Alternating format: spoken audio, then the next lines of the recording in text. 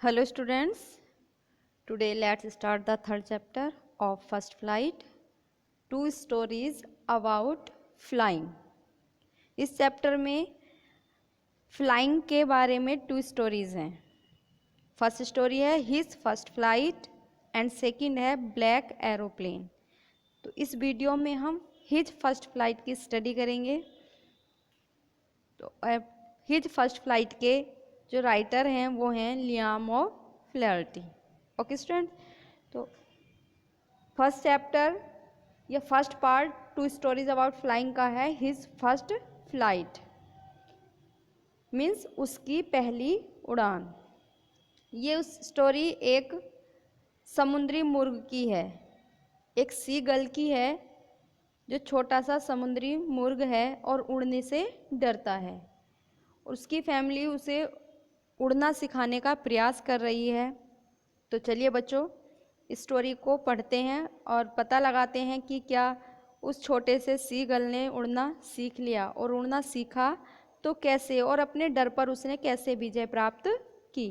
Okay, तो चलिए start करते हैं कि एक छोटा सा समुद्री मुर्ग था जो अपने शिलाफलक पर अकेला था.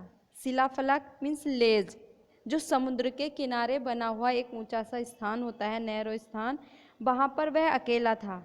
उसके और दो भाई और एक बहन भी थी जिन्होंने पहले ही उड़ना सीख लिया था और वे वहाँ से उड़ करके जा चुके थे. उसके पिता और माता भी वहाँ से उड़ करके जा चुकी थी. वे उसको उड़ाना सिखाने का प्रयास कर रहे थे कि कैसे उड़ा जा सके. वो रोज़ उसको नियमित रूप से उड़ने के लिए प्रेरित करते थे, लेकिन वह डरता था. उसको लगता था कि वह नीचे गिर जाएगा क्योंकि उनके शिलाफलक से जो समुद्र का विस्तार था वो काफ़ी विशाल था, दूर दूर तक फैला हुआ था और बहुत ही लंबा और मीलों तक लंबा था. और उसको लगता था कि जैसे ही वह अपने पंख खोलेगा और उसके पंख उसका साथ नहीं देंगे तो वो नीचे समुद्र में गिर जाएगा. कई बार उसने प्रयास किया लेकिन वापस डर करके वो वापस अपने शिलाफलक पर अपने लेज पे चला जाता था और वहाँ पर एक छोटे से होल में चला जाता था जहाँ पर वो रात को सोता था. एक दिन उसके माता पिता और उसके भाई और बहन उससे नाराज़ होकर के वहाँ से उड़ करके चले जाते हैं क्योंकि वे उसके साथ उसे उड़ना सिखाने का प्रयास कर रहे थे, लेकिन वह उनकी बात नहीं मान रहा था. उसको बहुत डर लग रहा था. वो जैसे ही किनारे की तरफ दौड़कर आता और उसको लगता कि मैं अपने पंख फड़फड़ाऊँगा तो मैं नीचे गिर जाऊँगा. सारा दिन हो गया था, 24 घंटे बीत चुके थे, लेकिन उसकी फैमिली से कोई भी सदस्य उसके पास नहीं आया था. वे दूर ही उड़ रहे थे, बार बार इधर उधर राउंड लगा रहे थे. वो उसको दिखाना चाह रहे थे कि देखो कैसे उड़ा जा सकता है. तब कि उसके भाई और बहन जो थे उसके पंख उससे भी छोटे थे, लेकिन वो उड़ना सीख गए थे. लेकिन उसको डर लगे जा रहा था, उसको पता ही नहीं चल रहा था कि मैं कैसे उड़ूं. उसके माता पिता फिर वापस आए, उसे तेज आवाज़ में बुलाते हुए, डांटते हुए, धमकी देते हुए.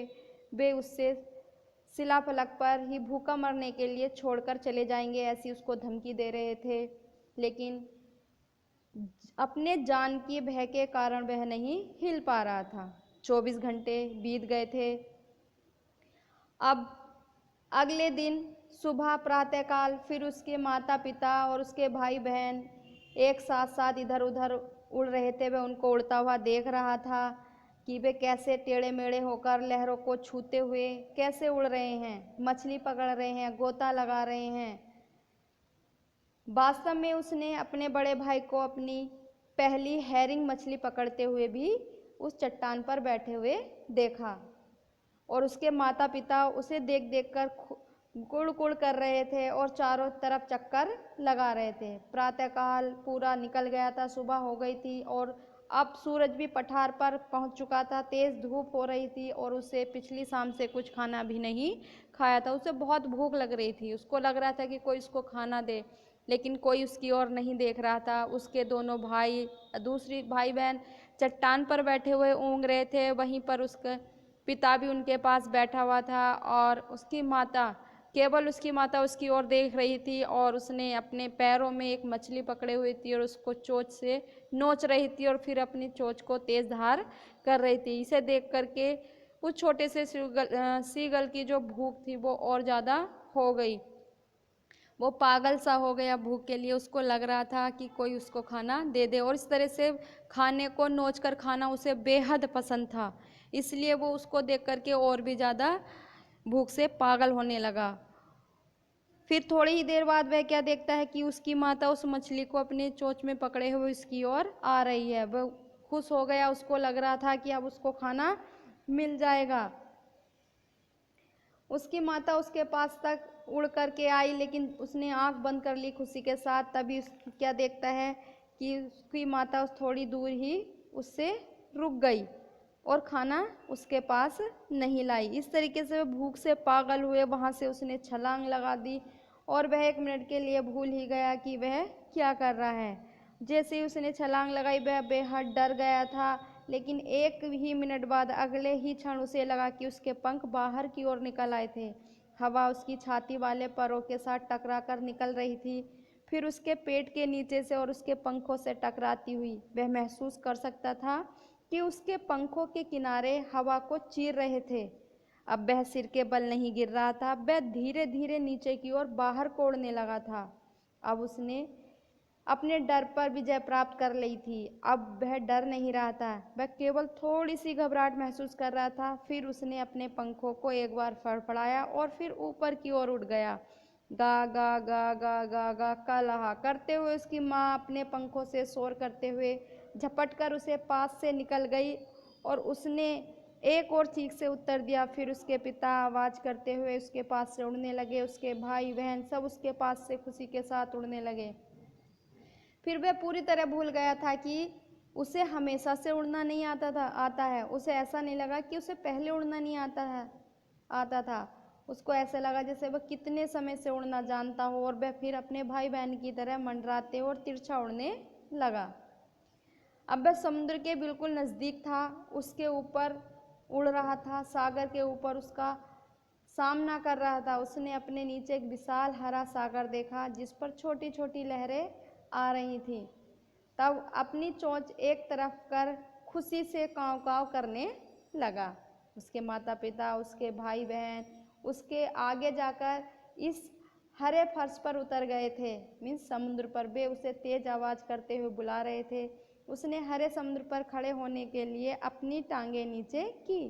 उसकी टांगें इसमें धंस गईं। वह डर से चिल्ला उठा और अपने पंख फड़फड़ाकर दोबारा उठने का प्रयत्न किया, परंतु वह थका हुआ था और भूख के कारण वह कमज़ोर भी हो रहा था, इसलिए वह उठ नहीं पाया।